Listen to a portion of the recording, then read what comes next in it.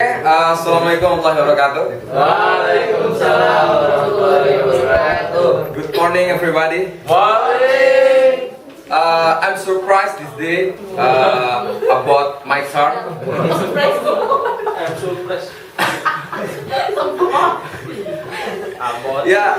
About my sharing in English day. But I'm try. I'm happy with my new style, with my hair, and my name is Abdurrahman Hakim. I'm from marketing executive. This day is my session for sharing. Session 1. Session first for sharing.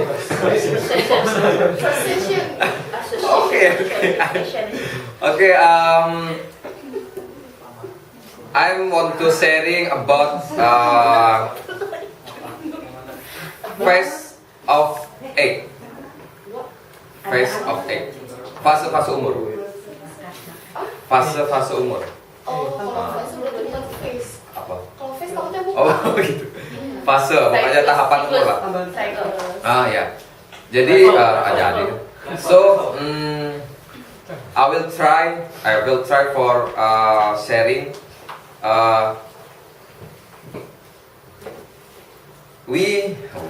Kita pernah nggak sih?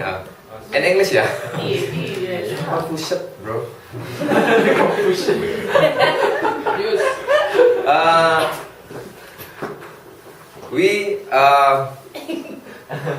Kita pernah flashback nggak? Untuk fase-fase umur kita ketika kita umur 10 tahun, 20, 30 dan fase-fase selanjutnya. Jadi di sini saya membahas tentang fase-fase umur kita ketika umur 10 tahun, apa sih yang kita lakuin gitu. Pernah flashback nggak? Enggak. Berarti ente waktu umur 10 tahun jarang main-main. Jadi ketika umur 10 tahun itu kita di sini yang saya baca ya, itu kita kebanyakan bermain sama nggak ngerti waktu ya, ketika pagi, siang, sore, malam. Iya maksudnya ya itu, tapi kan banyak untuk ininya kebanyakan bermain gitu.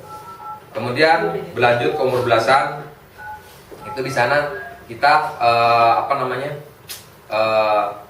rasa egois itu makin tinggi, terus rasa ingin dimengerti, terus egois itu tinggi banget. Kemudian rasa berontak itu makin menjadi-jadi lah. Kemudian di fase umur kita yang 20 mulai beranjak lebih dewasa ya. Ketika umur 20 ke atas itu saat dimana kita untuk memaksimalkan potensi di di kuliah atau di kuliah. Nah di sana setelah kuliah selesai, di saat umur 20, fase umur 20-an itu kita bekerja untuk untuk memenuhi kebutuhan kita gitu. Jadi kadang di fase umur 20 itu kadang kita pernah menyesali gitu kan, menyesali ketika waktu muda kenapa kita nggak maksimalkan potensi kita untuk memaksimalkan kemampuan kita gitu. Kadang di situ membuat orang tuh nyesel gitu. Jadi kenapa dulu ketika kuliah nggak memaksimalkan potensinya, ketika sekolah nggak memaksimalkan kemampuan dia. Jadi ketika pas kerja dia kadang ada yang nggak bersyukur, dia merasa iri dengan teman-temannya yang sudah mencapai tahapan yang maksimal gitu. Kemudian berlanjut fase umur 30 itu sudah mulai memikirkan masalah kehidupan. Ya, contohnya sekarang ya sudah beranjak ke 25 ke atas, umur sampai 30 itu masalah untuk untuk keluarga. Jadi menata kehidupan, memulai bahtera rumah tangga, mempunyai anak. Nah, dari situ mulai berlanjut memiliki angan-angan dari memiliki tempat tinggal, kendaraan, memaksimalkan pekerjaan. Jadi di situ fase-fase umur 30 itu kita ya itu tadi kita udah punya pendamping hidup lah. Kemudian fase 40, umur 40 itu kita sudah mulai merasa. Jadi kayak untuk merasa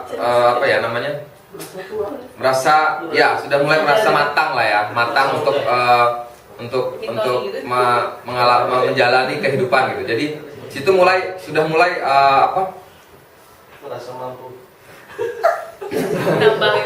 sudah mulai intinya di umur 40 itu sudah memaksimalkan investasi. Investasi. Jadi investasi itu mungkin di beberapa hal gitu. Entah itu ya mungkin ada kerjaan sampingan yang mungkin di samping untuk punya pekerjaan utama kita punya pekerjaan sampingan gitu kan. Kemudian saya lupa sih fase 40 ini apa. Tapi yang fase 50 itu sudah mulai, di fase 50 ini kita sudah mulai merasakan penyakit-penyakit yang menghampiri gitu. Penyakit-penyakit yang menghampiri, bisa asam urat, sakit punggung, rambut memutih.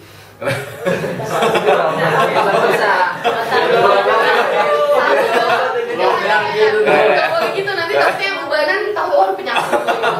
Itu tanda-tanda sebenarnya. Jadi di situ kita sudah mulai merasakan ya itu tadi, itu bahkan kita di situ flashback pentingnya olahraga gitu. Kita yang sudah umur 50, Mas Raka langsung down loh. itu umur 50 itu kita merasakan untuk kenapa dulu kita waktu sekitar umur muda nggak maksimal olahraganya gitu. Jadi penyakit mulai menghampiri gitu ketika kita fase umur 50. Dan kemudian di fase umur 60 itu sudah fase yang ibaratnya ending ya. Jadi di situ kita ya maksud saya maksudnya untuk rata-rata umur manusia kan sekitar ya itulah, untuk kebanyakan Nabi Muhammad aja ininya sekitar 03 gitu. Jadi mungkin standarnya segitu lah. Jadi ketika nggak maksudnya itu kan rata-rata gitu kan. Terus di situ mulai ibaratnya lebih ke untuk pendekatan diri kepada Tuhan Pencipta. Jadi terus kasih sayang, maksudnya harus benar-benar kita mencurahkan untuk merasakan perhatian entah dari anak, terus dari cucu, terus dari cicit ya kan.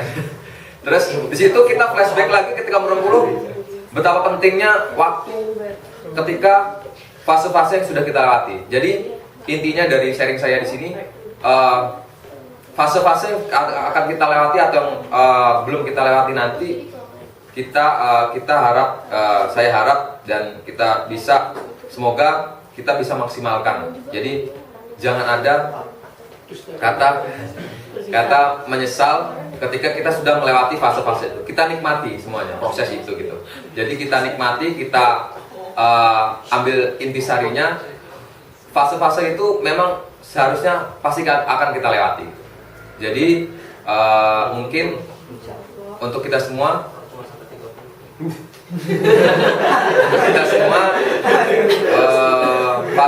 fase tadi semoga bisa jadi gambaran kita ke depannya agar lebih memanfaatkan waktu lah ya, memanfaatkan waktu agar kita bisa lebih maksimal lagi, lebih total lagi, dan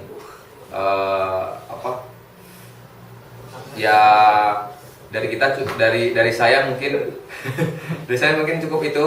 Semoga bermanfaat untuk kita semua dan khususnya saya akhiri. Wassalamualaikum warahmatullahi wabarakatuh. Waalaikumsalam. Good morning everybody. Okay, we start for this day with yell. Okay? Okay?